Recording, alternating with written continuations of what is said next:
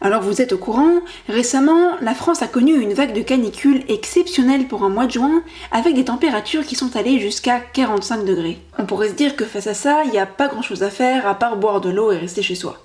Mais on pourrait aussi se demander, avec une voix off, salut, comment grâce à la géographie et à l'urbanisme, on peut transformer les villes pour rafraîchir l'atmosphère et limiter la hausse des températures. Parce que oui, la géographie, ça peut parfois être utile, et que oui, les urbanistes, ce sont aussi des géographes.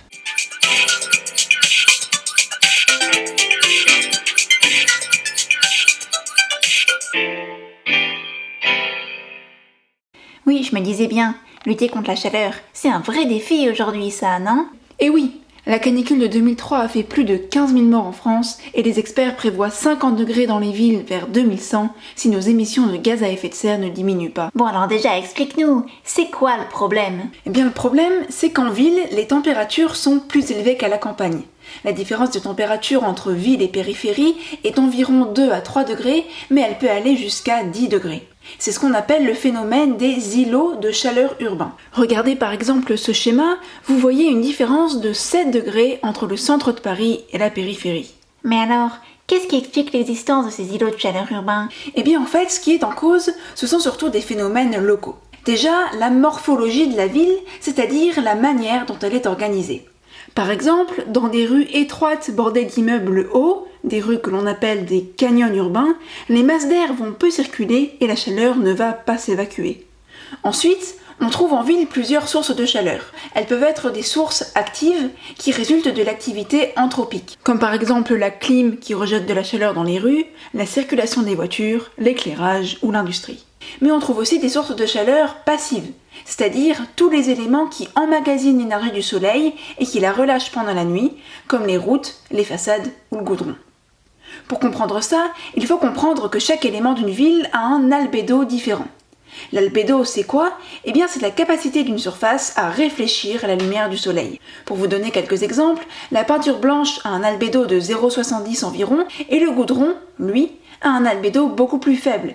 Il va très peu réfléchir la lumière du soleil, mais au contraire l'absorber pour la relâcher ensuite pendant la nuit. Alors maintenant qu'on a compris comment se former les îlots de chaleur urbains, on peut essayer de jouer sur l'espace pour tenter de limiter ce phénomène. Et du coup, les solutions, c'est quoi ? Alors la solution qui semble la plus évidente, c'est tout simplement de limiter les sources d'énergie actives liées à l'activité humaine. Donc limiter par exemple la circulation automobile et la climatisation qui rejettent de l'air chaud. Mais on peut aussi modifier l'organisation de la ville. Je vous propose de découvrir quelques initiatives qui ont été mises en place un peu partout dans le monde.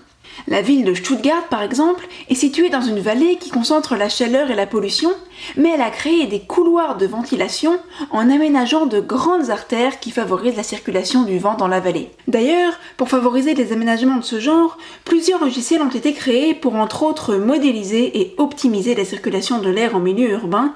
Vous voyez ici l'exemple du logiciel UrbanWind. Pour mieux organiser la ville, on peut aussi recourir davantage à l'architecture bioclimatique. En gros, c'est une architecture qui prend en compte l'environnement proche pour l'optimiser. À Montpellier, par exemple, l'urbaniste Pierre Tour a créé un écoquartier bioclimatique sur les rives du Lay. Il a disposé les bâtiments en fonction du vent pour favoriser la circulation de l'air, et les rives du fleuve ont été végétalisées pour permettre l'évapotranspiration. Le résultat, c'est un ressenti de 10 degrés en moins par rapport à la température extérieure. Un autre exemple d'architecture bioclimatique est mis en place à Masdar, une ville nouvelle des Émirats Arabes Unis. Les rues sont orientées dans le sens du vent et du coup restent fraîches alors que la ville est pourtant en plein désert. Certains bâtiments sont surélevés pour que le vent puisse passer au niveau du sol et les murs sont organisés pour protéger les bâtiments des vents chauds venus du désert. Alors une autre solution contre la chaleur, ce serait aussi de choisir des matériaux et des revêtements qui ont un fort albédo et qui vont donc réfléchir la lumière du soleil au lieu de la stocker et de la rejeter la nuit. C'est ce qu'a fait la municipalité de Los Angeles en recouvrant la Jordan Avenue d'un revêtement blanc qui absorbe moins de chaleur. Résultat, la température au sol aurait baissé d'en moyenne 10 degrés. Et à New York, plusieurs habitants ont participé au projet White Roof Project et ont repeint leur toit en blanc. Et puis une autre astuce dont on entend beaucoup parler, c'est de végétaliser la ville. Tout simplement parce que les arbres ont plusieurs avantages. Déjà, ils créent de l'ombre.